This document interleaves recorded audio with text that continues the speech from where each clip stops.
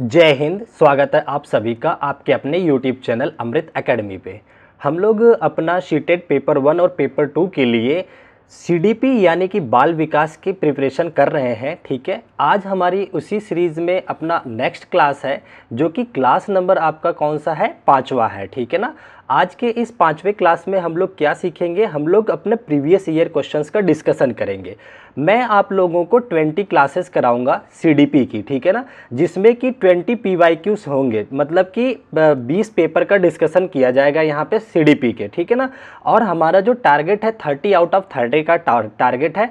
अगर आप लोग ये केवल 20 प्रैक्टिस सेट, इसमें हम लोग 20 प्रीवियस ईयर और सारे के सारे प्रीवियस ईयर 2020 के बाद के होंगे। ऐसा क्यों है, ये चीज़ें हमने आपसे पहले भी डिस्कशन कर चुका है कि सीटेड जो है अब जो क्वेश्चन पूछता है वो अलग लेवल से पूछता है 2020 के बाद से। ठीक है ना। तो हम लोग लगभग 20 प्रीवियस ईयर सेट को सॉल्व करेंगे। ठीक है। तो जो लोग चैनल पे नए हैं उनके लिए मैं बता दूं कि आपके इस चैनल अमृत एकेडमी ऑफिशियल यूट्यूब चैनल पे हम लोग हर तरीके के टीचिंग एग्जाम्स की प्रिपरेशन करते हैं। तो अगर अभी तक आपने चैनल को सब्सक्राइब नहीं किया है तो प्लीज़ चैनल को सब्सक्राइब जरूर कर लें। तो चलिए बिना टाइम वेस्ट किए आज के अपने इस पेपर सेट को डिस्कशन करना शुरू करते हैं। ठीक है ना। तो आज का ये जो अपना पेपर सेट है ये आपका 2023 का है। एग्ज़ाम डेट की अगर मैं बात करूं तो 20/8 को हुआ था, 20 अगस्त का ये पेपर सेट है जो 2023 में हुआ था। ठीक है ना। इसमें हम लोग जो सारे क्वेश्चन पूछे गए एज इट इज़ क्वेश्चंस का हम लोग डिस्कशन करेंगे बिल्कुल डिटेल में। तो चलिए एक एक क्वेश्चन को अपने आगे बढ़ाते हैं और आप लोग बहुत समझदारी से आंसर देना। देखिए एक चीज़ मैं क्लास शुरू करने से पहले ये बता दूं कि आप लोग क्वेश्चन का आंसर कौन सा है, इससे ज़्यादा, इसको पकड़ने से ज़्यादा फोकस आपको करना है कि कौन सा इसका आंसर नहीं है। ठीक है ना। मतलब कि आपको ऑप्शन एलिमिनेशन की तरफ ज़्यादा फोकस करना है। अगर आप ये पता कर पाए कि कौन कौन सा ऑप्शन इसका आंसर नहीं हो सकता है तो जो सही आंसर है वो अपने आप मिल जाता है। ठीक है ना। तो इस मेथड से हम लोग इसे सॉल्व करेंगे। तो चलिए सबसे पहले हम क्वेश्चन नंबर 1 को देखते हैं, जो आपका अगस्त में हुआ था, 2023 का पेपर है ये। ठीक है ना।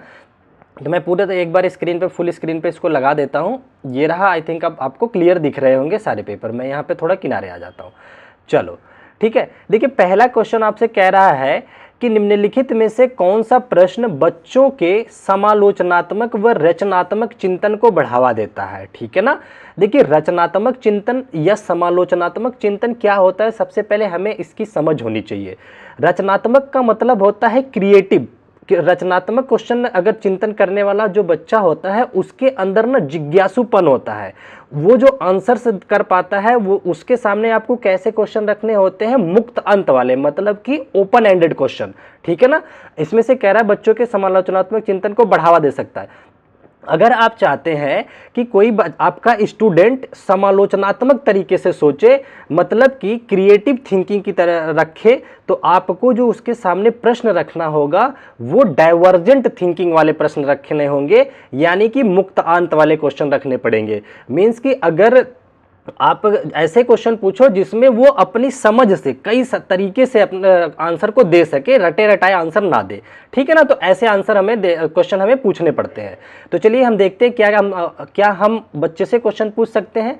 तो पहला ऑप्शन कह रहा है पानी के बचाव के लिए सबसे अच्छा तरीका कौन सा हो सकता है और क्यों हो सकता है। अगर आप बच्चे के सामने इस तरीके से क्वेश्चन पूछेंगे तो बच्चे के माइंड में बहुत सारी धारणाएं आएंगी कि हम पानी को कैसे बचा सकते हैं। वहीं एक बच्चा कहेगा कि हमें होली में पानी ज़्यादा नुकसान नहीं करना चाहिए, दूसरा अपना दिमाग लगाएगा कि नहीं हमें ज़्यादा देर तक नहाना नहीं चाहिए, हमें अनायास टैब को खोल कर नहीं रखना चाहिए। मतलब बच्चे के अंदर एक क्रिएटिविटी आएगी, बहुत जिज्ञासुपन आएगा कि मैं क्या क्या बता दूं टीचर को। तो ये जो है एक मुक्तांत वाला आपका प्रश्न हो गया। ये 100% आपका जो है सपोर्ट करेगा। लेकिन अभी हम इसको 100% आंसर नहीं मानेंगे जब तक हम आगे के ऑप्शन से भी नहीं देख लेते। ठीक है ना। दूसरा आपसे ऑप्शन कह रहा है कि आप ऐसे प्रश्न पूछो कि आपके शहर में पानी कहाँ से आता है। भाई ये तो फिक्स आंसर हो गया। कोई बच्चा कहेगा कि टंकी लगी है वहाँ से आता है, कहीं यमुना जी से आता है, तो एक फिक्स आंसर हो जाता है। तो ये देखो ऑप्शन तो बिल्कुल ही नहीं हो सकता है। ठीक है ना। नेक्स्ट ऑप्शन की अगर हम बात करें, थर्ड ऑप्शन की, इसमें क्या कह रहा है कि आपके देश में कुल कितने राज्य और कितनी राजधानियां हैं। ये भी रटा रटाया क्वेश्चन है, तो ये भी आपका आंसर नहीं होगा। इससे कोई भी क्रिएटिविटी थिंकिंग नहीं डेवलप कर पाओगे आप बच्चे के अंदर। ठीक है ना। और चौथा ऑप्शन आपसे क्या कहना चाह रहा है, मैं यहाँ से थोड़ा सा हटाता हूँ, कह रहा है आपके देश का नाम व मानचित्र पर इसकी भौगोलिक स्थिति क्या है। तो देश का नाम बताना या स्थिति ढूंढना ये तो बहुत आसान टॉपिक हो जाता है, ठीक है ना। तो ये भी इसका आंसर नहीं होगा। तो करेक्ट आंसर आपका कौन सा हो गया, ए ऑप्शन हो गया, क्योंकि इस क्वेश्चन में आपने डाइवर्जेंट थिंकिंग को डेवलप करने की कोशिश करी है। ठीक है, समझ गए। चलो अब हम बढ़ चलते हैं अपने अगले क्वेश्चन की तरफ। नेक्स्ट क्वेश्चन देखते हैं क्या कहना चाह रहा है। क्वेश्चन नंबर सेकंड जो है आपका, क्वेश्चन नंबर आपको यहाँ पे दिख रहा होगा, आई थिंक मैं थोड़ा सा राइट कर देता हूँ। हाँ देखिए, अब क्वेश्चन नंबर 2 लिखा हुआ आ रहा होगा। ठीक है, तो देखिए अगला क्वेश्चन जो आपसे कह रहा है कि what is the role of evidence in critical thinking, मतलब समालोचनात्मक चिंतन में प्रमाण की क्या भूमिका होती है, ये आपसे पूछ रहा है। भाई देखो, प्रमाण अगर आपके पास होगा तभी आप बच्चे को बता पाएंगे कि इसके अंदर एक अलग प्रकार की थिंकिंग है, अलग प्रकार की सोच है। आप प्रमाण को ही न्यू मान करके ही तो आप एक्सप्लेन कर पाओगे। जैसे अगर मैं अच्छा पढ़ा रहा हूं तो आपके पास इस बात का कोई प्रमाण होगा ना कि हाँ सर की पुरानी वीडियोस या पुराने जो इन्होंने रिजल्ट दिए हैं वो सब प्रमाण लेकर के ही तो आप बता पाओगे कि एक समालोचनात्मक थिंकिंग है इनके अंदर, ये चीजों को समझा पा रहे हैं। ठीक है ना। तो प्रमाण की बहुत ज्यादा भूमिका होती है समालोचनात्मक चिंतन में। ठीक है ना। तो ये चीजें इसमें यही पूछ रहा है कि समालोचनात्मक चिंतन में प्रमाण की क्या भूमिका होती है। तो हम देख लेते हैं। कह रहा है प्रमाण का तार्किक और सुनियोजित रूप से मूल्यांकन किया जाना चाहिए। बिल्कुल किया जाना चाहिए भैया।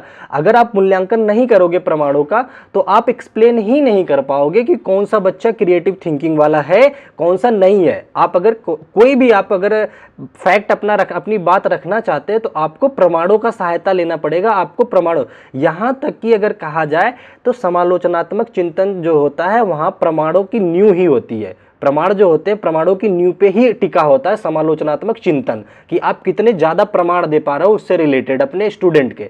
अगर मैं ये कहना चाहूं कि हमसे जितने बच्चे पढ़ते हैं सबके रिजल्ट बहुत अच्छे आएंगे, ये मैं तब कह पाऊंगा कि जब मेरे पास ऑथेंटिक रूप से प्रमाण होगा कि हाँ आप लोग अच्छे से कमेंट कर रहे हो, आप चीज़ों को समझ रहे हो, क्वेश्चंस में अच्छे, आप क्या कहते हैं, मॉक टेस्ट में अच्छे नंबर ला रहे हो। ये सारे प्रमाण मेरे पास होंगे तो मैं इस चीज़ों को बता पाऊंगा कि आप एक क्रिएटिव थिंकिंग वाले पर्सन हो। ठीक है ना। तो यहाँ पे ये पहला ऑप्शन है, प्रमाण तार्किक और सुनियोजित रूप से मूल्यांकन किया जाना चाहिए। ये अभी तक होल्ड पे रखेंगे, पॉजिटिव आंसर ये आंसर हो सकता है हमारा। लेकिन उससे पहले हम अगले ऑप्शन पे चलते हैं। क्या कहना चाह रहा है अगला ऑप्शन, बी ऑप्शन आपसे कह रहा है प्रमाणों को बिना विश्लेषण स्वीकार कर लेना चाहिए। भाई आपके सामने कोई प्रमाण आएगा, कोई एविडेंस आएगा, क्या आप उसकी जांच पड़ताल नहीं करोगे? ऐसे ही मान लोगे कि हाँ फला बच्चा टॉपर्स है बिना उसके रिजल्ट के एनालिसिस किए? तो ये तो गलत हो गया सर मैंने बताया ना, सही ढूंढने से ज्यादा जरूरी है कि एकदम कौन गलत है वो ढूंढ लो आप। तो ये तो गलत हो गया। अगला आपसे कह रहा है ऑप्शन कि समालोचनात्मक चिंतन के लिए प्रमाण अप्रासंगिक है। भैया इररिलेवेंट नहीं है। समालोचनात्मक चिंतन के लिए जो प्रमाण होते हैं वो प्रासंगिक होते हैं, रिलेवेंट होते हैं। ये तो सीधा कह रहा है अप्रासंगिक। तो ये तो 100% गलत हो गया। मैंने बोला ना कि कौन से गलत है वो आपको पकड़ने हैं। अगला ऑप्शन आपसे क्या कह रहा है, थोड़ा सा ऊपर करता हूं, आपसे कह रहा है कि व्यक्तिगत राय के पक्ष में प्रमाण की उपेक्षा की जानी चाहिए। प्रमाण की उपेक्षा नहीं कर सकते आप। ठीक है ना। आप अपने राय रखो, सही बात है, लेकिन प्रमाणों की उपेक्षा ये सही नहीं है। ठीक है। तो यहाँ ये इस वजह से गलत हो गया। तो ये भी आपका ऑप्शन कट गया। तो अब ये जो ऑप्शन ए है ये 100% सही हो गया आपका। ठीक है ना। चलो आगे बढ़ चलते हैं अपने नेक्स्ट ऑप्शन क्वेश्चन की तरफ। आई होप आप चीजों को समझ पा रहे होंगे। कोई भी प्रॉब्लम होती है आप लोग कमेंट जरूर किया करिए। ठीक है ना। मैं काफी मेहनत से कंटेंट लेके आता हूँ, काफी तैयारी के साथ चीजों को आपको दिखाता हूँ। ठीक है। चलो अब हमारा अगला क्वेश्चन आ जाता है। कौन सा क्वेश्चन है, इंडक्टिव एजुकेशन की। ठीक है ना। इंक्लूसिव मतलब समावेशी शिक्षा की बात कर रहे हैं। कह रहे हैं समावेशी शिक्षा में क्या शामिल होता है। सबसे पहले तो समावेशी वर्ड का मतलब समझो, समावेशी शिक्षा की प्रणाली क्या होती है। तो देखिए समावेशी शिक्षा एक ऐसी शिक्षा प्रणाली है जिसके माध्यम से ये कहा जाता है कि चाहे किसी भी थिंकिंग का, किसी भी डिसेबिलिटी का बच्चा हो, किसी कैसा भी बच्चा हो, चाहे वो बहुत चतुर हो, चाहे वो सामान्य हो, चाहे वो विकलांग हो, विकलांग वर्ड तो अब हटा गया, दिव्यांग हो, सबको एक ही इन्वायरमेंट में, एक ही क्लासरूम में रख करके पढ़ाया जाना, इसी शिक्षा प्रणाली को बोला जाता है समावेशी शिक्षा प्रणाली। ठीक है ना। तो आप लोग समावेशी शिक्षा प्रणाली समझ गए। कि एक ऐसा क्लासरूम हो जहां पे बहुत तेज बच्चा, नॉर्मल बच्चा, डम बच्चा और डिसेबल बच्चा और मान लो क्रिएटिव बच्चा, हर तरीके के बच्चे को एक ही क्लासरूम में रख करके पढ़ाया जाए और सबके मतलब सबके स्थिति के अनुसार से, सबकी प्रेजेंट स्थिति को समझ करके अपनी शिक्षण प्रणाली में लचीलापन लाओ। कि किसी को अगर मान लो जैसे कोई बच्चा है, अगर उसे देखने में प्रॉब्लम है, थोड़ी आई साइट वीक है, तो आप उसे क्लासरूम में आगे बैठाओ, ये लचीलापन लाओ। कोई बच्चा अगर आपको लगता है कि थोड़ा सुनने में दिक्कत है तो उसे इशारे से समझाओ। मतलब कि बच्चों के अकॉर्डिंग आपको एजुकेशन सिस्टम को अपने स्टेबल करना है और वो सारे तरीके के बच्चे एक ही जगह आ जाए। इसे बोलते हैं समावेशी शिक्षा प्रणाली। ठीक है ना, समझ गए, शाबाश। चलो तो अब इसके ऑप्शन देख लेते हैं। कह रहा है क्या शामिल है, मतलब पॉजिटिव आंसर ढूंढना है हमें समावेशी के रिलेटेड में। पहला कह रहा है कि सभी शिक्षार्थियों के लिए मानक पाठ्यक्रम पाठ्यचर्या। सबसे पहले तो ये जहां पे भी बात आ जाए मानक की ना, तो मानक वर्ड ही नेगेटिव होता है। मैं आप लोगों को पॉजिटिव और नेगेटिव टैग वर्ड भी पढ़ाऊंगा, तो ये जो मानक वर्ड होता है ये नेगेटिव होता है। केवल सबके लिए आप स्टैंडर्ड करिकुलम नहीं बना सकते सारे लर्नर्स के लिए। भाई किसी का दिमाग तेज है, किसी की एज ज़्यादा है, सबके लिए एक समान करिकुलम कैसे तैयार किया जा सकता है। तो ये ऑप्शन तो बिल्कुल ही कट गया आपका। मैंने यही कहा कि आपको यही देखना है कौन सा पूरा कट रहा है। ठीक है, अगले ऑप्शन की बात कर लेते हैं। कह रहा है विद्यार्थियों का उनकी योग्यताओं के आधार पर पृथककरण व वर्गीकरण करना। ये गलत बात है। आप ये कभी नहीं करेंगे कि कोई बच्चा बहुत टॉपर है तो उनको अलग बिठा दो, कोई कमजोर है तो उनको अलग कर दो।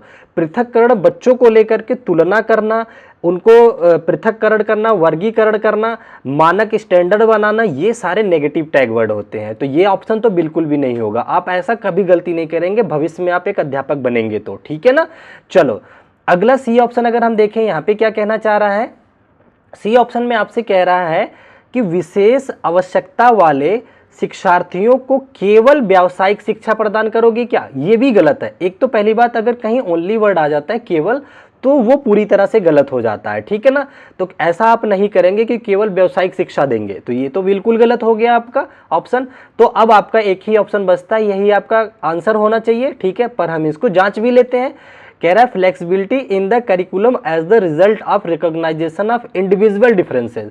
मतलब आंतरिक जो अलग अलग पहचान, मतलब यहाँ कह रहा है व्यक्तिगत अंतरों की पहचान करके परिणाम स्वरूप पाठ्यचर्या में लचीलापन लाना। हाँ बिल्कुल सही है। आप बच्चे का एनालिसिस करो, किस बच्चे को किस चीज की नीड है, उसके हिसाब से अपनी जो आपका पाठ्यचर्या है उसमें परिवर्तन लाओ, उसमें लचीलापन लाओ। ये सबसे अच्छा सटीक आंसर है, तो यही आपका करेक्ट आंसर हो जाता है। ठीक है, समझ गए आप लोग, वेरी नाइस। चलो आगे बढ़ते हैं अपने अगले क्वेश्चन की तरफ, देखते हैं क्या है नेक्स्ट क्वेश्चन। आपका आ जाता है आपका क्वेश्चन नंबर 4। ठीक है ना, यहाँ आजकल इस टाइप के क्वेश्चन ज़्यादा पूछे जाने लगे हैं, कथन और कारण थे। ठीक है, तो इसको बहुत ध्यान से पढ़िएगा। क्या कह रहा है क्वेश्चन में, कह रहा है निम्नलिखित कथनों को पढ़िए तथा सही विकल्प का चुनाव कीजिए, चयन कीजिए। ठीक है ना, पहला आपका अभिकथन असर्शन आपसे क्या कह रखा है, कह रहा है कि बच्चों में संज्ञानात्मक विकास पर भाषा के प्रभाव पर जीन पियाजे और ले वाइगोत्स्की का दृष्टिकोण में भिन्नता है। तो ये बिल्कुल सही बात कहा है उन्होंने कि जो लेव वाइगोत्स्की हैं और पियाजे हैं, इनमें भाषा के और विचार को लेकर के बहुत ज़्यादा भिन्नताएं हैं। इसका मतलब अभिकथन तो बिल्कुल सही कह रखा उसने। ठीक है, आगे बढ़ चलते हैं हम लोग नेक्स्ट टॉपिक पे। इसका रीज़न पढ़ते हैं क्या है। आई थिंक पूरा क्वेश्चन दिख रहा होगा। ठीक है, इसका कारण क्या दे रहे हैं, ये कारण दे रहे हैं कि खोज अधिगम में शिक्षक अवसर प्रदान करता है और विद्यार्थी स्वयं जानकारी प्रदान करता है, उन्हें उन्मुख होता है। ठीक है, ये भी बिल्कुल सही है। खोज आधारित शिक्षण का मतलब ही यही होता है कि आप बच्चे को कोई वर्क दे दो, बच्चा अपने दिमाग से चीज़ों को एनालिसिस करे, खुद से क्वेश्चन का आंसर ढूंढे, इन्वायरमेंट से ढूंढे, हर तरीके से उसकी जानकारी स्वयं वो डेवलप करे। तो यही होता है खोज आधारित। तो इसका मतलब कारण भी सही है। और मैंने बताया ना कि बच्चों में संज्ञानात्मक विकास पर भाषा का प्रभाव जीन पियाजे और लेव वाइगोत्स्की के दृष्टिकोण से भिन्न होता है। ये कैसे भिन्न होता है ये मैं बताता हूं। पियाजे का कहना है कि जो विचार होता है वो पहले जन्म लेता है। सॉरी, एक सेकंड में आप लोगों को थोड़ा बता देता हूं। हाँ, पियाजे का कहना है कि विचार जो होते हैं वो पहले जन्म लेते हैं, उसके बाद भाषा आती है। जैसे अगर मैं आप लोगों को पढ़ाना चाह रहा हूं तो पियाजे का ये कहना है कि पहले मेरे अंदर ये विचार पैदा होंगे कि मुझे आपको पढ़ाना है, फिर मेरे अंदर ये भाषा निकल करके आएंगी कि ये जो मैं बोल रहा हूं ये भाषा आएगी, ठीक है ना। तो पियाजे का क्या कहना था कि पहले विचार आएंगे, फिर उसके पश्चात क्या आता है, भाषा आती है। वहीं पे वाइगोस्की क्या कहते थे कि पहले भाषा का जन्म होगा बच्चे के अंदर, फिर विचार आएंगे, ठीक है ना। तो ये इस तरह से इनके बीच एकदम बिल्कुल ये भिन्न दृष्टिकोण हो गया इनको भाषा को लेकर के, ठीक है ना। तो ये बात तो बिल्कुल सही है। जब मैं आप लोगों को पियाजे और वाइगोस्की, जीन पियाजे सारी चीजें पढ़ाऊंगा तो और डिटेल में बताऊंगा। फिलहाल इस क्वेश्चन को समझो आप। इन्होंने ये कहा कि क्या दृष्टिकोण में भिन्नता है, तो हाँ भिन्नता है, क्योंकि भाषा और विचार को लेकर के ये बिल्कुल इनके जो मत है बिल्कुल उल्टे हैं, ठीक है ना। तो ये अभिकथन तो सही हो गया, और मैंने खोज पर अवधारणा भी बता दिया, ये भी सही हो गया। लेकिन क्या है इन दोनों में कुछ रिलेशन दिख रहा है? देखो, कभी भी कथन और कारण जो है उसका एक्सप्लेनेशन कर रहा है कि नहीं कर रहा है, ये पता करना हो तो आपको क्या करना है ना, अभिकथन पढ़ो, उसके बाद क्योंकि बोलो, क्योंकि बोल करके रीजन पढ़ो। तो चलो मैं पढ़ता हूं। कह रहा है, बच्चों में संज्ञानात्मक विकास पर भाषा के प्रभाव पर जीन पियाजे और लेव वाइगोस्की के दृष्टिकोण में भिन्नता है, क्योंकि खोज आधारित शिक्षा। देखो, ये तो बिल्कुल अलग बात कहने लग गया ना। ये खोज आधारित शिक्षक की बात कर रहा है, यहाँ जीन पियाजे और लेव वाइगोस्की की बात कर रहा है। तो दोनों कथन और कारण बिल्कुल अलग है, कोई मेल ही नहीं है, ठीक है ना। जब कोई मेल ही नहीं है तो एक्सप्लेनेशन की तो बात ही नहीं आती है। तो यहाँ पे जो करेक्ट आंसर आपका हो जाएगा कि ए और बी दोनों सही हैं, लेकिन यहाँ पे एक्सप्लेनेशन नहीं कर रहा है, ठीक है ना। तो ये कहाँ पे दिया रहता है आपका, बी ऑप्शन पे दिया रहता है। ये रहा आपका बी ऑप्शन करेक्ट हो गया कि ए और आर दोनों सही है, परंतु ए आर का सही व्याख्या नहीं कर रहा है, तो कोई रिलेशन इनके बीच नहीं है। समझ आ गया? अगर समझ आ रहा है तो लाइक तो कर ही दीजिएगा, और ट्रस्ट करके चलिए। 20 पेपर सेट प्रीवियस ईयर का मैं कराऊंगा। आपके 20 पेपर सेट से ही 30 के 30 क्वेश्चन मैं पूरे के पूरे समराइज करने की कोशिश करूंगा कि यहीं से आपको देखने को मिल जाए सेम टू सेम पैटर्न पे, ठीक है ना। चलो आगे बढ़ते हैं, देखते हैं क्या कह रहा है नेक्स्ट क्वेश्चन आपका, क्वेश्चन नंबर 5। यहाँ पे कह रहा है कि निम्नलिखित में से कौन सा समूह उन विशिष्टताओं का सही ढंग से उल्लेख करता है जो प्रतिभाशाली विद्यार्थियों और कक्षा में अन्य विद्यार्थियों के बीच आमतौर पर भिन्न होते हैं, ठीक है ना। तो सबसे पहले ये एक पूरी थ्योरी होती है कि प्रतिभाशाली विद्यार्थियों की क्या क्या लक्षण होते हैं, ये जान लो। आप लोगों ने भी देखा होगा, जो प्रतिभाशाली बच्चा होता है, आप जब स्कूल टाइम में रहे होंगे तो आप देखे होंगे, आप में से भी बहुत सारी प्रतिभाशाली बच्चे होंगे। तो उनमें क्या होता है, उनके अंदर ना एक अलग तरीके की जिज्ञासा होती है। जैसे मेरे अंदर एक ये जिज्ञासा रहती है कि मैं कितना अच्छे से अच्छा पढ़ा सकूं, कितने टॉपिक्स, कितने आप लोगों को चीज़ें दे सकूं, ठीक है ना। तो ये जिज्ञासा होनी चाहिए। तो सबसे पहले क्या होता है, जिज्ञासु प्रवृत्ति के होते हैं जो बच्चे क्या होते हैं आपके प्रतिभाशाली। हाँ, जो प्रतिभाशाली बच्चे होते हैं वो जिज्ञासु होते हैं, साथ ही साथ वो क्रिएटिव होते हैं, और उनके अंदर किसी नए चीज को सीखने की ललक होती है। मतलब वो चाहते हैं कि क्या मैं नया सीख लूं, ठीक है ना। और वो क्वेश्चन पूछने की प्रवृत्ति रखते हैं। मतलब जब टीचर पढ़ाएगा तो उनके अंदर ना एक अलग तरीके का क्वेश्चन जनरेट होगा। कई बार क्या होता है, इस प्रवृत्ति के बच्चे जो होते हैं, प्रतिभाशाली बच्चे होते हैं, कई बार ये क्लासरूम में बहुत नीरस अपने आप को फील करते हैं। ये क्यों फील करते हैं पता है? क्या होता है कि कई बार ये जैसे ही टीचर ने क्वेश्चन दिया तो ये इन्होंने 2 सेकंड के अंदर ही क्वेश्चन का आंसर कर लिया, और बाकी जो बच्चे हैं वो टाइम ले रहे हैं, तो इनको ना क्लास बोरियत सी लगती है। तो इनको ना और थोड़ा सा लेवल वाले क्वेश्चन की जरूरत होती है। तो ये सारे गुण होते हैं शिक्षार्थियों के जो प्रतिभाशाली होते हैं, ठीक है ना। तो आपसे ये कह रहा है कि आमतौर पर प्रतिभाशाली भी और दोनों में भिन्नता क्या है, तो हमें उनके गुणों को ही पकड़ना है, ठीक है। पहला ऑप्शन कह रहा है कि प्रतिभाशाली बच्चों के समझ की अग्रवर्ती गहनता होती है। बिल्कुल भाई, इनके अंदर समझ की बहुत अंडरस्टैंडिंग की बहुत डेप्थ नॉलेज होती है, एडवांटेज होता है, गहनता होती है। तो ये तो पॉजिटिव है, ये आपका आंसर होगा। दूसरा कह रहा है सीखने की तेज होती है। मैंने बताया ना कि इनके अंदर लर्निंग, सीखने की एक लालसा होती है, ठीक है ना। तो ये भी सही हो गया। अगला क्या कह रहे हैं, समझ के लिए दूसरों पर निर्भर नहीं होते भाई, ये गलत हो गया। कोई भी बच्चा जो प्रतिभाशाली होता है वो दूसरों पे निर्भर नहीं होगा, वो खुद सीख लेगा। आप में से ऐसे बहुत सारे बच्चे होंगे जो कहेंगे कि सर मैं तो पेड कोर्स ही नहीं लूंगा, सीधा आपकी थोड़ी बहुत क्लासेस देखूंगा, उसके बाद सेल्फ स्टडी से कर लूंगा। मेरे पिताजी कहते थे बचपन में कि कर बल बहियां अपनी छोड़ पराई आस। तो जो प्रतिभाशाली बच्चे होते हैं ना, इसी प्रवृत्ति के होते हैं। उन्हें अगर कोई प्रॉब्लम आती है तो वो खुद सॉल्व करने की कोशिश करते हैं, ना कि दूसरे पे निर्भर होते हैं। ठीक है ना। तो आप लोग आई होप कोई भी पेड क्लासेस कहीं भी लेकर के पैसे वेस्ट नहीं किए होंगे, क्योंकि मैं खुद आपको पूरा पेड क्लास की तरफ सब कुछ पढ़ाने वाला हूं। आप देखेंगे, प्लेलिस्ट जाके विजिट करेंगे, मैथ, साइंस और आपका सीडीपी वगैरह बिल्कुल पेड क्लास की तरह चल रहा है। ठीक है ना। तो ये ऑप्शन तो गलत हो गया आपका। तीसरा क्या कह रहा है, शारीरिक विकास की तेज गति होती है। जरूरी नहीं है शारीरिक विकास, कई बार बच्चे देखोगे छोटे हाइट के भी होते हैं, बहुत तेज होते हैं पढ़ने में। ठीक है ना। तो शारीरिक विकास कोई इसका अहम रोल नहीं होता है। तो यहाँ पे जो अभी तक सही आंसर आया, ए और बी दोनों ऑप्शन सही हैं। तो इनके नीचे ऑप्शंस दे रखे हैं, वो देख लेते हैं। तो देखिए ए और बी आपका डी ऑप्शन पे दे रखा है, ये आपका करेक्ट आंसर हो जाता है। ठीक है ना, समझ गए। चलो आगे बढ़ चलते हैं अपने नेक्स्ट क्वेश्चन की तरफ। बहुत अच्छा सब्जेक्ट होता है अगर आप लोग मन से पढ़ो तो। ठीक है। अगला सब्जेक्ट आपसे सब्जेक्ट कह रहा, अगला क्वेश्चन कह रहा है कि श्रवण बाधिता के संदर्भ में निम्नलिखित में से कौन सा कथन सही है। श्रवण बाधिता के एक तरह की डिसेबिलिटीज होती है। इसमें बच्चा क्या होता है, चीज़ों को सुन नहीं पाता है। इसमें दो तरीके के होता है, एक तो ये होता है कि बच्चा कम सुनता है, या एक दूसरी डिसेबिलिटी इसमें ये होती है कि बच्चा पूरी तरह से ही बहरा होता है, उसको कुछ भी नहीं सुनाई देता है। ठीक है ना। तो ये कह रहे हैं कि कौन सा कथन सही है।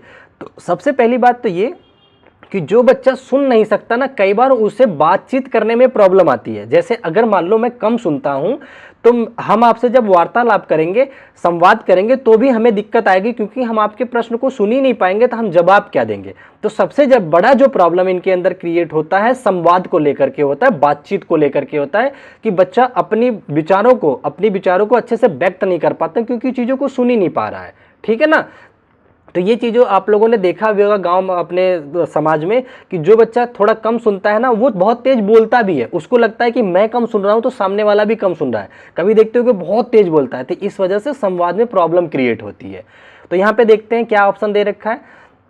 पहला ऑप्शन दे रखा है कि कथन सही है, ये पूछ रहा है हमसे ना। पहला आपसे कह रहा है कि श्रवण बाधित बच्चे के प्रभावी ढंग से संवाद करने की क्षमता को प्रभावित करती है। बिल्कुल भाई, ये आपका आंसर सही की तरफ जा रहा है। ठीक है, लेकिन अभी हम होल्ड पे रखेंगे, पूरी तरह से नहीं मान लेंगे कि यही सही है, पर ये जो है पॉजिटिव की तरफ लेके जा रहा है। संवाद करने में प्रभावी ढंग से संवाद नहीं कर पाता है अगर बच्चा सुनने में दिक्कत है तो। ठीक है ना। तो आगे क्या कह रहे हैं, कह रहे हैं कि सभी श्रवण बाधित, एक तो सभी वर्ड आ गया, चलो कोई नहीं, सभी श्रवण बाधित वाले बच्चों को संवाद करने के लिए संकेंद्रित मतलब सांकेतिक भाषा, साइन लैंग्वेज का उपयोग करने की आवश्यकता होती है। हाँ होती है। अगर आपको लगता है कि बच्चा जो है आपके क्लासरूम में कोई ऐसा बच्चा है जो सुन नहीं पा रहा है, तो आप उसे एक्टिविटी करके चीज़ों को समझा सकते हैं। ठीक है ना। तो ये आंसर सही है, लेकिन अभी भी ए वाले से कम इफेक्टिव है ये। तो ठीक है, ये वाला तो अभी नेग्लेक्ट जाएगा, क्योंकि इससे भी ज़्यादा इफेक्टिव मुझे ए लगाता है। ठीक है, आगे आ जाते हैं हम लोग। अगला ऑप्शन क्या कह रहा है, एक सेकंड। नेक्स्ट ऑप्शन आपसे कह रहा है कि बच्चे के पास तेज आवाज करके बच्चे के सुनने की अक्षमता का विश्वसनीय तौर पर परीक्षण किया जा सकता है। भाई परीक्षण करने से थोड़ी कोई चीज लाभ होगा। ठीक है ना। तो ये कट गया, हमें तो पहले से ही पता है कि उसने क्वेश्चन में लिख रखा है कि श्रवण बाधित है, तो परीक्षण करके जांच करके क्या सिद्ध करना चाहते हो। तो ये तो सरेआम कट गया आंसर आपका। चौथा ऑप्शन क्या कहना चाह रहा है, चौथा ऑप्शन कह रहा है कि श्रवण बाधिता हमेशा कान की किसी शारीरिक समस्या के कारण होती है। बात सही है, कान के ही समस्या होती है, सुन नहीं पाता। श्रवण बाधिता तो ऑलरेडी वर्ड यूज ही कर दिया है।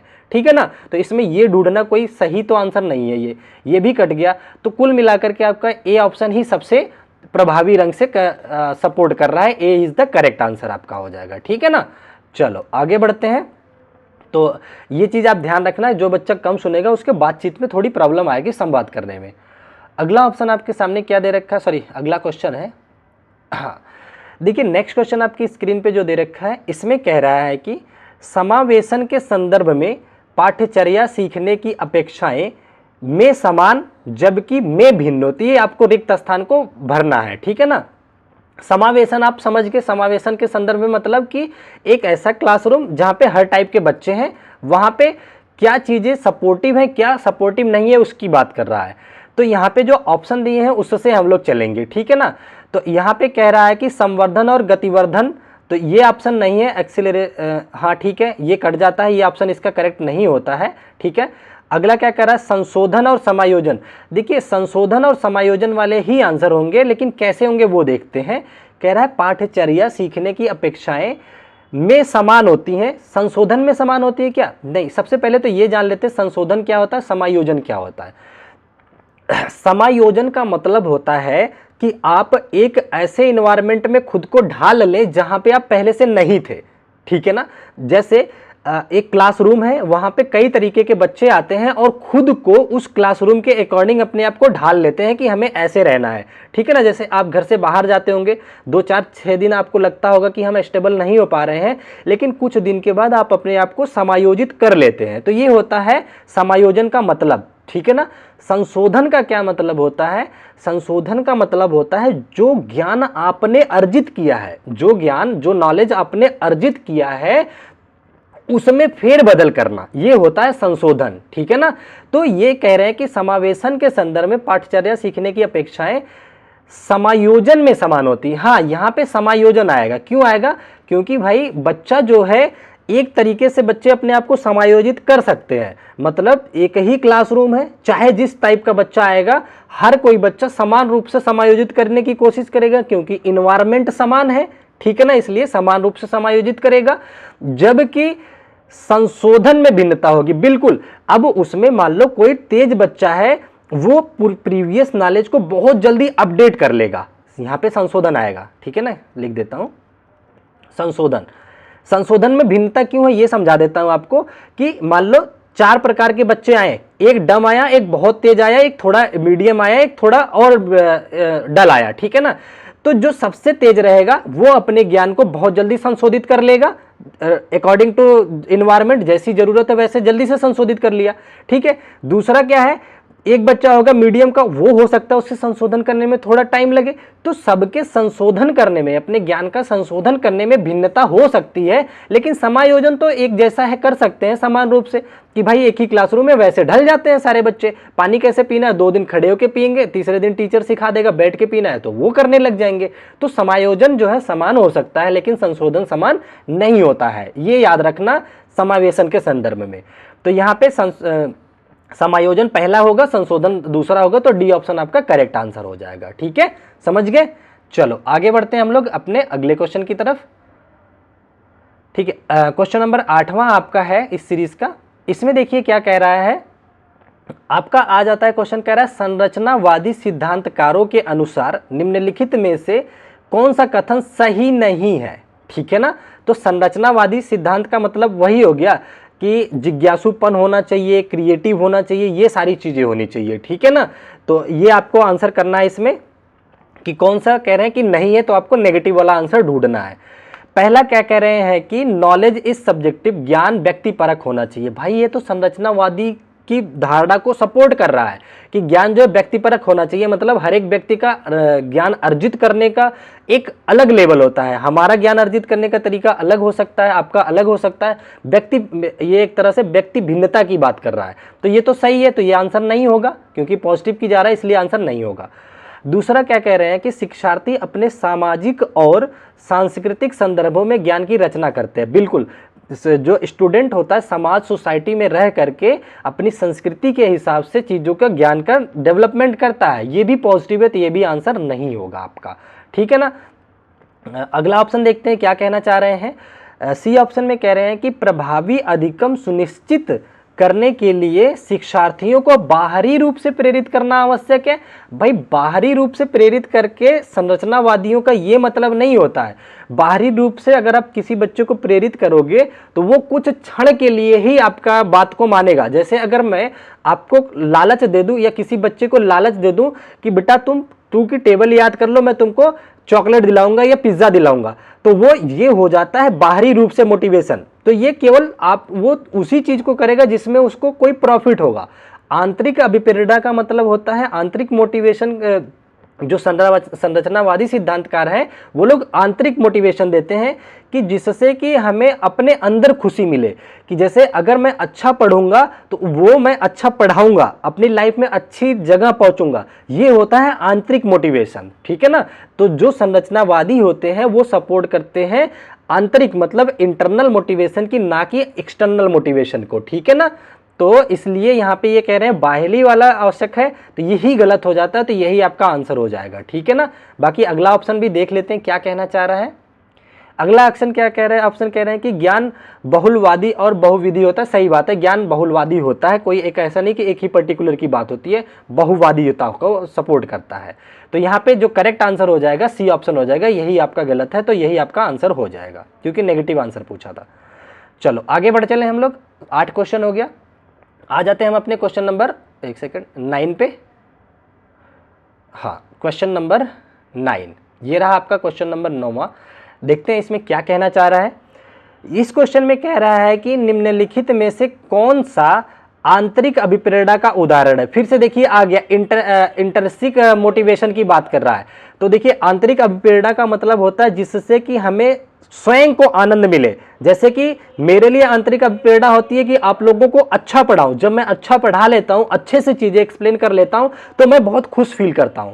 तो इसे बोला जाता है आंतरिक मोटिवेशन। बाह्य मोटिवेशन ये होता है कि जैसे कि आप मुझे 10 रुपए फोन पे कर दो, मैं उसमें अगर खुश हो जाता हूं, तो ये बाह्य मोटिवेशन है कि कल मैं फिर पढ़ाने आऊंगा क्योंकि बच्चा मुझे पैसा देगा। ठीक है ना, ये होता है बाह्य मोटिवेशन। ठीक है, तो ये नेगेटिव लिया जाता है, हमें सपोर्ट करना होता है आंतरिक मोटिवेशन का। तो इन सारे एग्जांपल्स में हमें ये देखना है कौन सा आंतरिक मोटिवेशन है। ठीक है ना। तो यहां पे कह रहा है कि शिक्षक को प्रभावित करने के लिए परियोजना का पूरा करना। भाई केवल शिक्षक को इंप्रेस करने के लिए कोई बच्चा अगर होमवर्क करके लेके आता है इंप्रेशन जमाने के लिए क्लासरूम में, तो वो बाह्य रूप से प्रेरित है, आंतरिक रूप से प्रेरित नहीं है, वो बस बाहरी मोटिवेशन को देख रहा है। तो ये तो गलत हो गया। यहां हमसे आंतरिक वाला अभिप्रेरणा का उदाहरण पूछा है। दूसरा कह रहा है व्यक्तिगत आनंद के लिए वाद्य यंत्र बजाना, ये है आपका आंतरिक मोटिवेशन। तो यहाँ पे क्या है कि अगर आप मान लो आपका मन कर रहा है, आप गिटार बजा रहे हैं और गिटार बजा करके आप खूब खुश हो रहे हैं, गाने गा रहे हैं। ठीक है ना, ये आपके अंदर से आपको खुशी देता है। ठीक है ना। जैसे अगर एक अध्यापक है तो उसको पढ़ा करके खुशी मिलती है, मुझे आप लोगों को पढ़ा करके जितनी खुशी मिलती है उसे कितने किसी काम में नहीं मिलती है। तो ये होता है आंतरिक मोटिवेशन। तो ये वाला एग्जाम्पल जो है आपको सपोर्ट करता है कि इसका आंतरिक अभिप्रेरणा को। दूसरा क्या कह रहा है, सी ऑप्शन कह रहा है डांट से बचने के लिए पढ़ाई करना। ये तो गलत हो गया कि पता चले पापा मारने वाले हैं, पापा की गाड़ी की आवाज़ सुनते ही, आप लोग गांव में देखते होंगे या अपने आसपास में देखते होंगे या अपने परिवार में ही देखते होंगे, छोटे बच्चे क्या है ना दिन भर नहीं पढ़ेंगे, जैसे ही शाम का टाइम होगा पापा ऑफिस से आ रहे, गाड़ी की आवाज़ सुनते ही भाग करके पढ़ने बैठ जाते हैं डर के मारे। ठीक है ना। तो ये होता है बाह्य अभिप्रेरणा होती है, आंतरिक अभिप्रेरणा नहीं है। आंतरिक अभिप्रेरणा वो है जब बच्चा कहता है कि नहीं मैं अभी नहीं खाऊंगा, मुझे ये होमवर्क कर लेना है, क्योंकि ये अगर ये होमवर्क हो जाएगा तो आगे की एक्सरसाइज में कर पाऊंगा, आगे की एक्सरसाइज कर पाऊंगा तो मैं अपने सब्जेक्ट पे अच्छी कमांड कर पाऊंगा। ये होता है आंतरिक अभिप्रेरणा। ठीक है ना। तो यहाँ पे ये गलत हो गया आपका सी क्या कह रहा है, डी क्या कह रहा है पुरस्कार राशि के लिए प्राप्त प्रतियोगिता में भाग लेना, ये भी गलत है। केवल पुरस्कार पाने के लिए कि हाँ पार्टिसिपेट कर लेते हैं, स्कूल में फंक्शन है कि मुझे गिफ्ट मिलेगा, पुरस्कार मिलेगा, ये जो है आपका किस में चला जाता है, ये बाह्य प्रेरणा में जाता है, ना कि आंतरिक अभिप्रेरणा में। ठीक है ना। तो ये भी आपका ऑप्शन कट गया, यहाँ पे बी ऑप्शन बिल्कुल सही हो जाता है। तो आप लोग को भी अपने पेपर के लिए आंतरिक रूप से मोटिवेट होना है कि अगर हम सीटेट पास कर लेंगे तो हमारा जॉब लग जाएगा, हमारी फैमिली अच्छी होगी और हम एक अध्यापक बन जाएंगे, तो हम लाइफ में बहुत खुश रहेंगे। ठीक है ना। तो ये आंतरिक प्रेरणा होनी चाहिए, बाह्य तो नहीं होनी चाहिए, बाह्य तो क्षणिक होती है। चलो आगे आ जाते हैं क्वेश्चन नंबर 10। ठीक है ना। देखते हैं 10वें क्वेश्चन में क्या कहना चाह रहा है। कह रहा है निम्नलिखित कथनों को पढ़िए तथा सही विकल्प का चुनाव करिए। असर्जक और रीजन वाला क्वेश्चन है। ठीक है ना। आपसे अभिकथन क्या कह रहा है उसको पढ़ो। कह रहा है शिक्षकों को विद्यार्थियों में विशेष जातीय समूह के बारे में रूढ़िवादिता को तोड़ने के लिए कड़ी मेहनत करनी चाहिए। बिल्कुल सही बात है। रूढ़िवादिता का क्या मतलब होता है कि पुरानी अवधारणा से जोड़ करके आज भी अपने आप को वहीं रखना।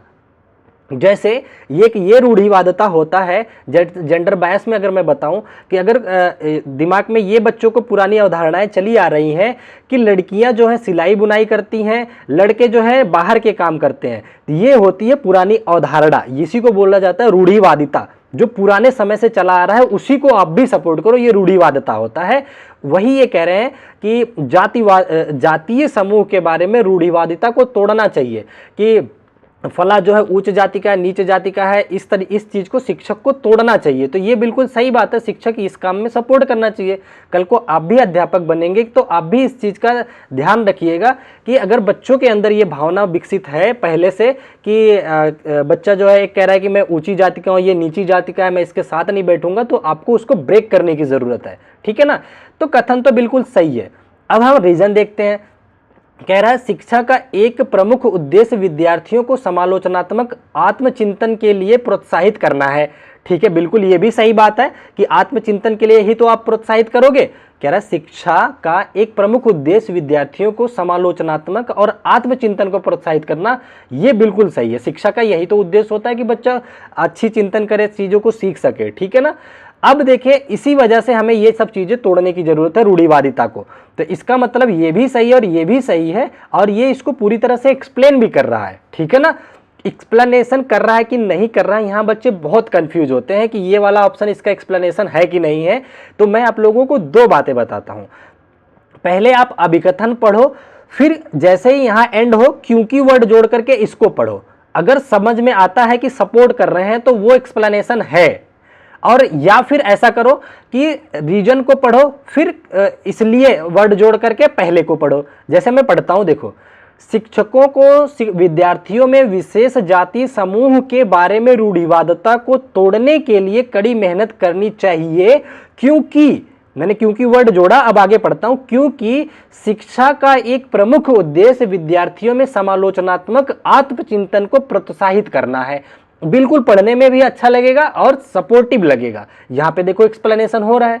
या दूसरा तरीका ऐसे क्वेश्चन को करने का ये है कि कारण पढ़ो इसलिए लगा के अभिकथन पढ़ो। चलो मैं पढ़ता हूं।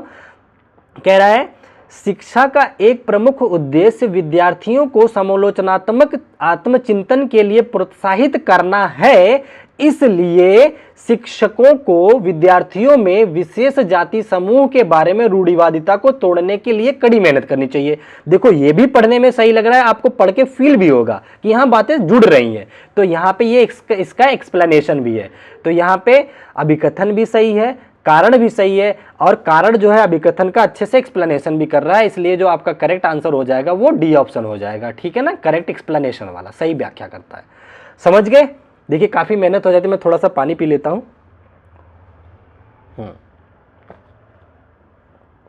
तो आप लोग चैनल को सब्सक्राइब जरूर करके रखिएगा, मैं बहुत मेहनत से आप लोगों को चीजें समझा रहा हूं। यहां पे आ जाते हैं। अगला क्वेश्चन है आपका कि महारत यानी कि निपुणता लक्ष्य और प्रदर्शन लक्ष्य में क्या अंतर है, ठीक है ना।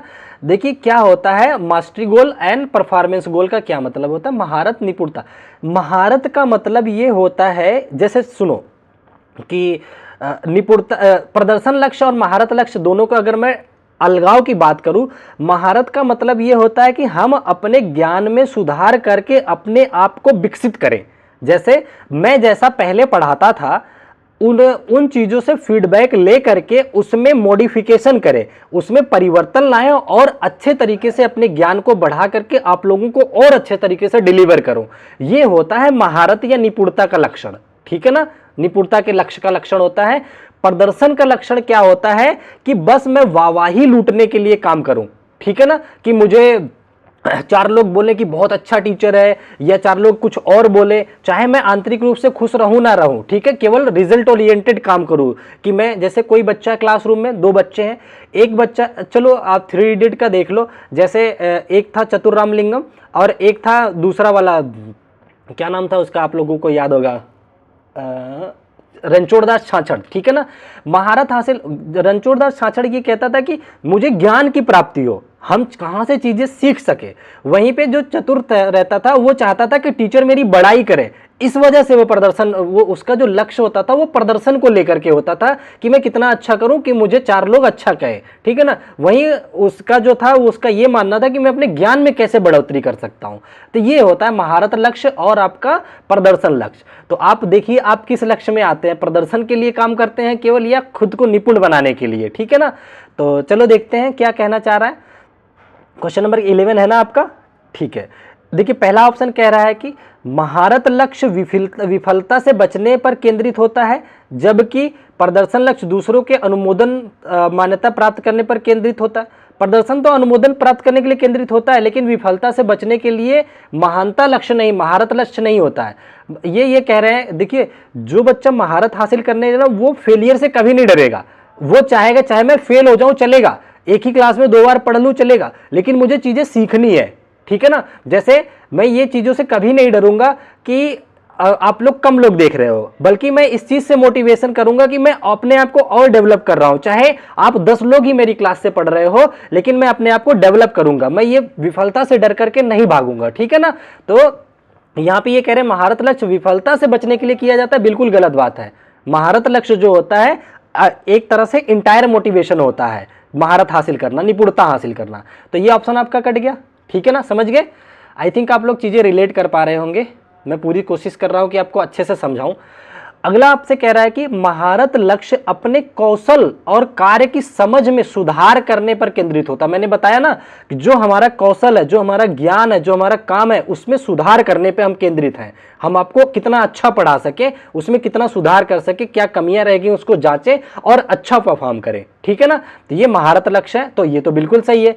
कह रहे हैं जबकि प्रदर्शन लक्ष्य उच्च ग्रेड प्राप्त करने या बाहरी पुरस्कार प्राप्त करने के लिए, केवल प्रदर्शन के लिए होता है। यह भी सही बात है, यहां दोनों सही है, तो यही आपका करेक्ट आंसर हो जाता है, ठीक है, समझ गए। चलो, तो यहाँ पे और ज्यादा ऑप्शन देखने की जरूरत नहीं, ये आपका करेक्ट हो गया। बाकी ये भी पढ़ना चाहो तो देख सकते हैं। कह रहे हैं महारत लक्ष्य दूसरों के अनुमोदित, ये कट गया, अनुमोदन के लिए नहीं होता है। फिर कह रहे हैं कि महारत लक्ष्य दूसरों के साथ प्रतिस्पर्धा, क्या आप कंपटीशन के लिए महारत हासिल करना चाहते हैं, ये भी गलत है आपका ऑप्शन। तो ये इस तरह से आपको ऑप्शन को एलिमिनेट करना है, ठीक है ना। तो महारत लक्ष्य क्या होता है, प्रदर्शन लक्ष्य क्या होता है, आई थिंक आप समझ गए होंगे। चलो आगे आ जाते हैं। अगला क्वेश्चन जो दे रखा है सिबलिंग रिलेशनशिप की बात कर रहा है, मतलब भाई बहन के रिश्ते क्या है, आगे देखते हैं, ऑप्शन देखते हैं। भाई बहन के रिश्ते माता पिता और साथियों के साथ संबंधों से भिन्न होते हैं और बाल्यावस्था में सामाजिकरण में महत्वपूर्ण भूमिका निभाते हैं। ये बिल्कुल सही बात कह रहा है। कैसे सही है, देखिए जो भाई बहन होते हैं वो एक दूसरे के साथ काफी समय दे रखे होते हैं और इमोशनली एक दूसरे के साथ उनका अटैचमेंट होता है। तो समाज के अदर जो सामाजिक पहलू हैं, जैसे दोस्त हो गए, स्कूल हो गया, माँ बाप हो गए, उन सबसे अलग एक रिश्ता होता है भाई बहन का। आपके घर में भी भाई बहन होंगे तो आप देखते होंगे कई बार माता पिता किसी बात को लेकर के आपसे अगेंस्ट हो जाते हैं, लेकिन आप एक भाई बहन एक दूसरे के सपोर्ट में खड़े रहते हैं, ठीक है ना, जब तक दूरियां नहीं होती हैं। तो ये जो है यहाँ पे बिल्कुल सही बात कह रहे हैं कि इनके जो संबंधों के बीच भिन्नता होती है। कह रहे माता पिता और साथियों के साथ संबंधों से भिन्न होते हैं और बाल्यावस्था में सामाजिकरण में महत्वपूर्ण भूमिका निभाते हैं। बिल्कुल, हम अपनी दीदी, अपनी बड़ी दीदी, अपने बड़े भाई से ही तो सीखते हैं बचपन में सामाजिक चीजें, कि भैया अगर नमस्ते कर रहे हैं चाचा ताऊ को, तो हम भी छोटे होते हैं तो हम भी नमस्ते करते हैं। तो ये बिल्कुल जो है बाल्यावस्था में समाजीकरण के लिए महत्वपूर्ण भूमिका भी होती है, साथ ही साथ अलग जो पहलू हैं समाज के, उनसे भिन्न भी हमारा रिश्ता होता है भाई बहन का, ठीक है ना। तो ए ऑप्शन बिल्कुल सही है यहाँ पे। अगला क्या कह रहे हैं, ऑप्शन देख लेते हैं, एलिमिनेट कर देते हैं आपको। ये कह रहा है माता पिता और साथियों के साथ संबंधों के समान और बाल्यावस्था समाजीकरण महत्वपूर्ण भूमिका निभाते हैं, समान नहीं होता, ये गलत हो गया, ठीक है ना। अगला क्या कह रहे हैं, केवल प्रारंभिक बाल्यावस्था, देखो केवल वर्ड आ गया तो ये वैसे ही ऑप्शन कट गया। दूसरा क्या कह रहे हैं कि समाजीकरण में अधिक भूमिका नहीं होती है, ऐसा कैसे नहीं होता, समाजीकरण में बिल्कुल भूमिका होती है भाई बहन के रिश्ते का, ठीक है ना। तो आई थिंक आप समझ गए होंगे। चलो आगे बढ़ते हैं अपने अगले क्वेश्चन की तरफ, ठीक है।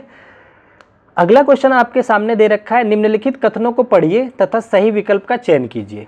क्या कहना चाह रहा है, बच्चों के बीच विकासात्मक दरों में काफ़ी भिन्नताएं मौजूद होती हैं। बिल्कुल, जो डेवलपमेंटल प्रोसेस होता है हर एक बच्चे के अंदर बहुत भिन्नता होती है, अलग अलग होती है, इसलिए अभिकथन तो सही है आपका, कोई दो राय नहीं है। दूसरा क्या कह रहा है, विकासात्मक अंतर आनुवांशिक और अनुभवात्मक विविधताओं की जटिल अंतःक्रिया का एक अनिवार्य परिणाम है। यह भी बिल्कुल सही कह रहा है। आपका क्वेश्चन नंबर कौन सा, 13 नंबर का है, ठीक है ना, बिल्कुल सही है। विकासात्मक, देखिए क्या है, मैंने ग्रोथ और डेवलपमेंट आपको पढ़ा रखा है, पूरा चैप्टर आप पढ़ सकते हैं, उसमें मैंने डिटेल में बता रखा है। जो डेवलपमेंट होता है ये कहा जाता है कि हेरिडिटी और इन्वायरमेंट का 50-50 का रेशियो होता है, ठीक है ना, जटिल अंतःक्रिया होती है इन दोनों के बीच। तो कारण भी सही है और आपका अभिकथन भी सही है और ये इसका एक्सप्लेनेशन भी कर रहा है। एक्सप्लेनेशन का चेक करने का तरीका बता दिया हमने, तो पढ़ लो एक बार। विकासात्मक अंतर अनुवांशिक और अनुभवात्मक विविधताओं की जटिल अंतःक्रिया का एक अनिवार्य परिणाम है, इसलिए बच्चों के बीच विकासात्मक दरों में काफी भिन्नताएं मौजूद होती हैं। बिल्कुल सही है, दोनों ही एक दूसरे को एक्सप्लेन भी कर रहे हैं और सही भी है, ठीक है ना।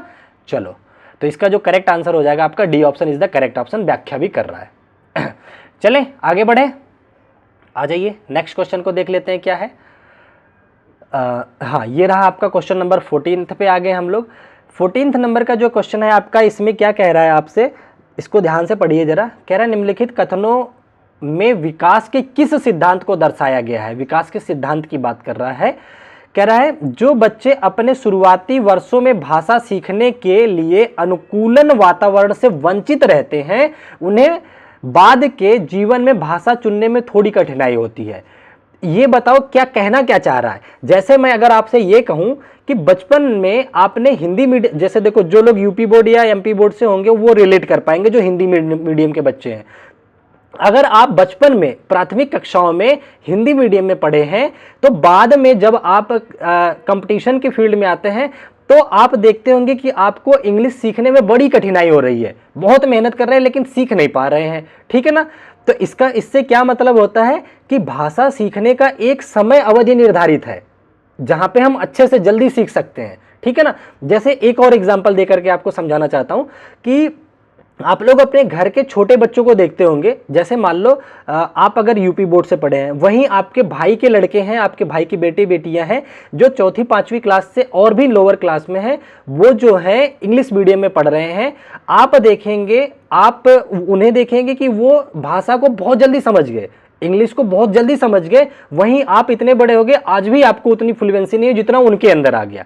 इन सारी बातों से क्या अभिप्राय निकलता है, यह अभिप्राय निकलता है कि भाषा सीखने का एक समय अवधि निर्धारित है, काल निर्धारित है, ठीक है ना। तो ये आप आई थिंक समझ पाए होंगे। तो यहाँ पे यही कहना चाह रहा है कि कठिनाई को होती है सीखने में। तो क्या कहना चाह रहा है, तो यहाँ पे देखिए चौथा ऑप्शन दे रखा है, भाषा के विकास का एक संवेदनशील काल होता है। ये बिल्कुल सही है, बाल्यावस्था में, ठीक है ना। कहा जाता है उत्तर बाल्यावस्था में बच्चा 300 से 1000 के बीच वर्ड सीख लेता है, ठीक है ना। तो ये सारी चीजें मैं आपको जब चैप्टर पढ़ाऊंगा तो और अच्छे से कराऊंगा, पर मैंने कोशिश करी है कि ये क्वेश्चन का एक्सप्लेनेशन आपको अच्छे से कर पाऊँ। यहाँ पे देखिए पहले ऑप्शन देख लेता हूँ, भाषा का विकास पूरी तरह से आनुवांशिक होता है। पूरी तरह से तो नहीं होता भाई, इन्वायरमेंट का भी इफेक्ट होता है। दूसरा कह रहा है भाषा और अनुभूति जटिल रूप से परस्पर संबंधित होते हैं। नहीं, ये ऐसा कोई नहीं है। अगला क्या कह रहा है, विकास अभिव्यक्ति और अप्रत्याशित होता है। ये भी गलत कह रहा है। जो इसका करेक्ट ऑप्शन है, मतलब इसमें कुछ ऑप्शन सही हैं लेकिन इस क्वेश्चन के हिसाब से सही नहीं है। इस क्वेश्चन में कह रहा है कि शुरुआती दौर में भाषा नहीं सीख पाया है, बाद में उसे कठिनाई हो रही है। इसका मतलब है कि सही सीखने का टाइम शुरुआती दौर था, यही तो कहना चाह रहा है साफ साफ, ठीक है। तो डी ऑप्शन आपका बिल्कुल करेक्ट हो जाता है 100%। चलो आगे बढ़ते हैं क्वेश्चन नंबर 15 की तरफ। हम अपने पेपर का 50% क्वेश्चन कर लिए, 30 क्वेश्चन आता है, 15 हमने निपटा लिए हैं। आप चाहे पेपर 1 की तैयारी कर रहे हैं, चाहे पेपर 2 की तैयारी कर रहे हैं, आप चैनल को सब्सक्राइब कर लो, आपको बहुत लाभ होने वाला है, ठीक है ना। चलो आगे देखते हैं क्या कहना चाह रहा है। अगला क्वेश्चन आपके सामने क्वेश्चन नंबर 15 कह रहा है कि वह विद्यार्थी जो पठन वैकल्य मतलब डिसलेक्सिया, देखिए कई तरीके के विकार होते हैं। मैं आप लोगों को एक क्लास लेके आऊँगा जिसमें सब कुछ सिखा दूंगा, आप चैनल को सब्सक्राइब कर लो, सारे तरह के विकार को सिखा दूंगा, ठीक है ना। डिसलेक्सिया क्या होता है, एक पठन वैकल्य होता है। इसमें बच्चे को पढ़ने में प्रॉब्लम आती है। जैसे आगे डॉक्यूमेंट्स लिखा है तो मैं पढ़ने में ना अगर सक्षम हूँ तो ये बोला जाता है पठन वैकल्य से गुजर रहा है। तो कह रहा है पठन वैकल्य से जूझ रहे हैं को पढ़ना सिखाया जा सकता है। कैसे पढ़ना सिखाया जा सकता है, तो आप अगर एक अध्यापक हैं और आप ये देख रहे हैं कि कोई बच्चा है जो पठन वैकल्य मतलब कि डिसलेक्सिया से परेशान है, तो आप क्या करेंगे। तो भाई सबसे अच्छा उदाहरण होता है कि आप उसके सामने बोल बोल करके पढ़ो ताकि वो चीज़ों को सुन करके समझे। जैसे प्राथमिक कक्षा में आप लोग देखते होंगे बच्चों को बोला जाता है, बच्चे पढ़ते हैं 2 1 जा 2 2 2 जा 4, तो ये यही दिखाता है। या देखते हैं कि ट्विंकल ट्विंकल लिटिल स्टार, ये बोल बोल करके पढ़ाने की प्रथा क्यों होती है, ताकि उनके अंदर जो पठन वैकल्य है, जो डिसलेक्सिया है, जिसकी वजह से वो पढ़ नहीं पा रहे हैं तो भी वो चीज़ों को समझ सके। तो बोल बोल करके पढ़ना ज़्यादा इसमें सपोर्टिव होता है। तो इनके ऑप्शन देखते हैं। कह रहा है कि उन्हें कई विकर्षणों में अध्ययन करने के लिए प्रोत्साहित करना। भाई अलग अलग विकर्षण में अध्ययन करने के प्रोत्साहित करने से डिसलेक्सिया थोड़ी गायब हो जाएगी। अगला कह रहे हैं उच्च ग्रेड स्तर के पाठ्य कथन प्रदान करना।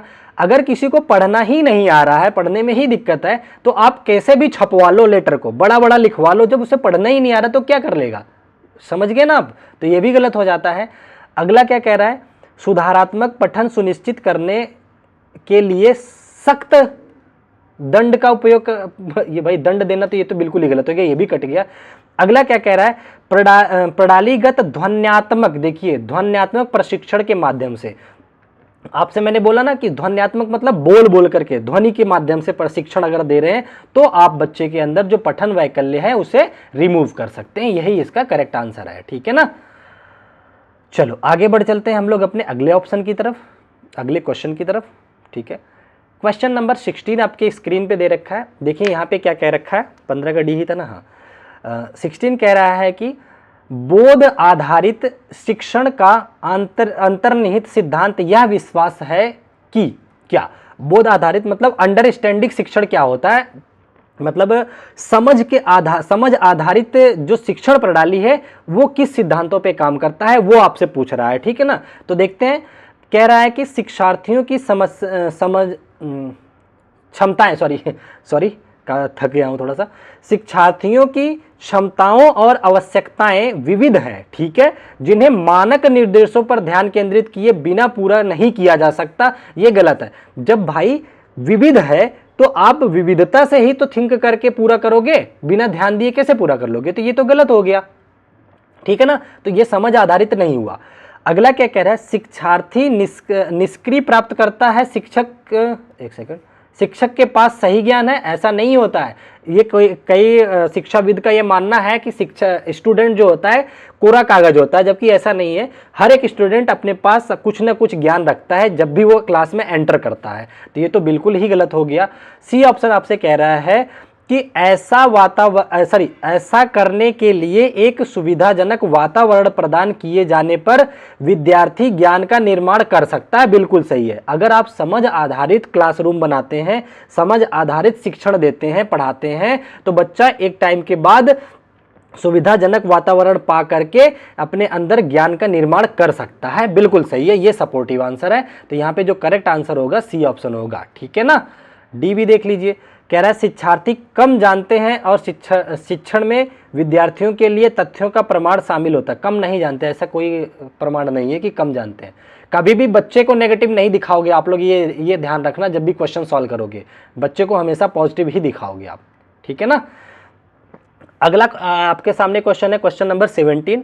यहाँ पे देखिए क्या कह रहा है, जटिल समस्याओं से जूझ रहे अमन, एक बच्चा है जो जटिल समस्या से जूझ रहा है, कि समस्या समाधान कौशल विकसित करने के लिए शिक्षक किस प्रकार मदद कर सकता है। जटिल समस्या से जूझ रहा है तो आप एक शिक्षक हैं, आप किस तरीके की मदद कर सकते हैं उस बच्चे की, अमन की, ठीक है ना। तो देखते हैं, पहला कह रहे हैं कि उसे मंथन करने और विचार उत्पन्न करने के लिए प्रोत्साहित करके। बिल्कुल सही है। अगर आपके सामने आपके क्लासरूम में कोई बच्चा किसी परेशानी से जूझ रहा है तो उसकी विचारों को मंथन करके, उसके विचारों को प्रोत्साहित करके, उसका सपोर्ट करके आप उसका हेल्प कर सकते हैं। ये आंसर सही है, ठीक है ना। लेकिन आगे भी ऑप्शन देख लेते हैं पहले। अगला ऑप्शन क्या कह रहा है, उससे कहकर कि वह समस्या से सुलझाना छोड़ दे। अरे भैया, ऐसे टीचर बनोगे क्या कि कोई बच्चा किसी क्वेश्चन की प्रॉब्लम को लेकर के परेशान है तो आप कह दो कि भाई ये प्रॉब्लम ही छोड़ दो। ये तो बिल्कुल ही गलत हो गया, ठीक है ना। चलो आगे बढ़ते हैं। अगला क्या कह रहा है, कह रहा है उसे प्रयोग करने और जोखिम लेने से हतोत्साहित करना। ये तो बिल्कुल नेगेटिव है। आप बच्चों को प्रमोट करोगे कि ना कि उन्हें हतोत्साहित करोगे। अगला कह रहा है उसे उत्तर प्रदान कर दे। अरे डायरेक्ट आंसर दे देना, कोई जवाब नहीं होता, ये भी गलत हो गया। तो अब जो है आपका ये ए ऑप्शन बिल्कुल ही करेक्ट हो जाता है, ठीक है। चलो आगे बढ़ते हैं हम लोग। अगला क्वेश्चन देखते हैं क्या कहना चाह रहा है। क्वेश्चन नंबर 18 पे आगे, ठीक है ना। क्वेश्चन नंबर 18 आपसे कह रहा है कि माध्यमिक कक्षाओं में अधिगम के लिए एक अनुकूल कक्षा का वातावरण पर केंद्रित होता है। किस पे केंद्रित होता है बताइए। तो देखिए पहला क्या कह रहा है, अनुकूल वातावरण अगर आप क्लासरूम का चाहते हैं तो वो किस पे केंद्रित होता है वो पूछ रहा है। सजा और शर्मिंदगी के डर पर? नहीं भैया, सजा और शर्मिंदगी के डर पर अच्छा क्लासरूम नहीं होगा कभी भी, ठीक है ना। कोऑपरेटिव लर्निंग, सहकारी अधिगम, बिल्कुल सही है। जो माध्यमिक कक्षाओं के अधिगम के लिए एक अनुकूल कक्षा का वातावरण कोऑपरेटिव होता है। कोऑपरेटिव का मतलब होता है ग्रुप में रह करके सीखना। जैसे मुझे कोई चीज आ रहा है तो मैं, आप हमारे दोस्त हैं तो हम आपको सिखा दें, आपको कोई चीज आ रहा है तो आप हमें सिखा दो, इसे बोलते हैं सहकारी अधिगम, कोऑपरेटिव। ठीक है ना, तो ये आप समझ गए। कह रहे प्रतिस्पर्धी लोकाचार नहीं, प्रतिस्पर्धी मतलब कंपटीशन की तो बात ही नहीं करनी है आपको। तीसरा कह रहे हैं अनुबंधन और पुनर्बल, ये भी गलत है। आपका करेक्ट आंसर बिल्कुल बी हो जाता है, कोऑपरेटिव होगा। ठीक है ना, चलो आगे बढ़ चलते हैं हम लोग अगले क्वेश्चन की तरफ। काफी हद तक हम लोगों ने अपने क्वेश्चंस को समराइज कर लिया है। अगला आपका क्वेश्चन जो दे रखा है क्वेश्चन नंबर 19 है। 19 में क्या कह रहे हैं, लेव वाइगोस्की का मानना था कि विकास, देखिए लेव वाइगोस्की का जो कहना था वो कहते हैं विकास जो है समाज से डायरेक्ट जुड़ा हुआ है, समाज और संस्कृति से पूरी तरह से निर्भर है, ये कहते थे लेव वाइगोस्की। ठीक है ना, और बाकी और किसी चीज को वो सपोर्ट नहीं करते हैं, इन्हें ये सामाजिक चीजों को ज्यादा सपोर्ट करते हैं। तो ये कहना है कि क्वेश्चन है, लेव वाइगोस्की का मानना था कि विकास प्रकृति में असंतत होता है, ये गलत है। ये यहाँ पे प्रकृति से रिलेटेड कोई बात नहीं कही है उन्होंने। दूसरा कह रहे हैं अनुवांशिक प्रासंगिक होता है, प्रोग्रामिंग का खुलासा है, ये भी गलत है। कह रहे हैं सीधे परिपक्वता के परिणाम पे होता है, ये भी गलत है। उन्होंने सामाजिक बात कही है, उन्होंने कहा था सीधे सामाजिक संपर्क के परिणाम से होता है। वो ये कह रहे थे कि बच्चे का डेवलपमेंट तब होगा केवल और केवल जब वो स्कूल में चला जाए, स्कूल के समाज से, संस्कृति से, बाहर की चीजों से उसका डेवलपमेंट होगा। बाकी कोई ना तो नेचर कोई उस पर इफेक्ट डालेगा, ना ही अनुवांशिकता उस पर इफेक्ट डालेगी, वो सीधा सामाजिक चीजों को प्रमोट करते थे। कौन? लेव वाइगोस्की। ठीक है ना, तो डी ऑप्शन आपका करेक्ट हो जाता है। अब हम लोग अपना 20 क्वेश्चन तक ही आज रखेंगे। आप लोग चैनल को सब्सक्राइब करके रखो, इसी तरीके से 20 पेपर मैं आप लोगों को सॉल्व कराऊंगा और बिल्कुल एक्सप्लेन करके अच्छे से। अगला आपके सामने जो क्वेश्चन है इसमें कह रहे हैं पियाजे के अनुसार गुणात्मक रूप से 4 भिन्नताएं क्या है। तो देखिए पियाजे ने ये कहा था गुणात्मक रूप से जो 4 भिन्नताएं बताई थी उन्होंने, वो ये कहते हैं कि बच्चा जो है का डेवलपमेंट एक गुणों के आधार पर कैसे होता है, उनके एज के हिसाब से, जैसे शैशवावस्था, उत्तर बाल्यावस्था, बाल्यावस्था, किशोरावस्था, इस तरीके से चलता है। ठीक है ना, तो ये इनका यही था। तो यहाँ पे जो करेक्ट ऑप्शन होगा, यहाँ उन्होंने दुनिया के विभिन्न संस्कृतियों में व्यापक रूप से भिन्न होती है, ये नहीं बात करी है। उदाहरण देखकर समझाती हैं कि बच्चों के मन लघु वयस्क मन होते हैं, ये भी गलत है। बच्चों के जेनेटिक कोड के पर निर्भर करता है, ये भी गलत है। ये उन्होंने बताया था पियाजे के अनुसार गुणात्मक रूप से 4 भिन्नताएं, जो विभिन्नताएं हैं शैशवावस्था, बाल्यावस्था, वो इस पर निर्भर करता है कि बच्चों के विकास के सार्वभौमिक पैटर्नों के प्रतिनिधित्व करती है। ये आपका करेक्ट ऑप्शन हो जाएगा, डी ऑप्शन। ठीक है ना, तो देखिए मैं थोड़ा सा थकान फील कर रहा हूँ, तो आज हम लोग यहीं तक रखेंगे अपने क्वेश्चंस को। क्वेश्चन नंबर 20 तक, बचे हुए 10 क्वेश्चन नेक्स्ट पेपर में मैं ले लूंगा। आप लोग चैनल को सब्सक्राइब कर लो, ठीक है ना, और बेल आइकन प्रेस कर लो। देखो क्लासेस जो होती हैं अल्टरनेट डेज पे, अब कल या परसों हो सकता है क्लास ना हो, उसके बाद आपकी क्लास आएगी, क्लास नंबर 6 होगी, जिसमें हम लोग 2022 के क्वेश्चन पेपर को डिस्कस करेंगे। ठीक है, या फिर 23 का कोई और सेट ले लेंगे, ताकि आप लोगों को और मजबूती आ जाए कि कैसा क्वेश्चन पेपर आया हुआ था। ठीक है ना, और मैंने 2024 वाला जुलाई वाला आप लोगों के साथ डिस्कस कर लिया है, वो आप जाकर के देख सकते हैं, क्लास नंबर 4 पे है। ठीक है, तो चलिए bye bye, take care, thank you so much, जय हिंद।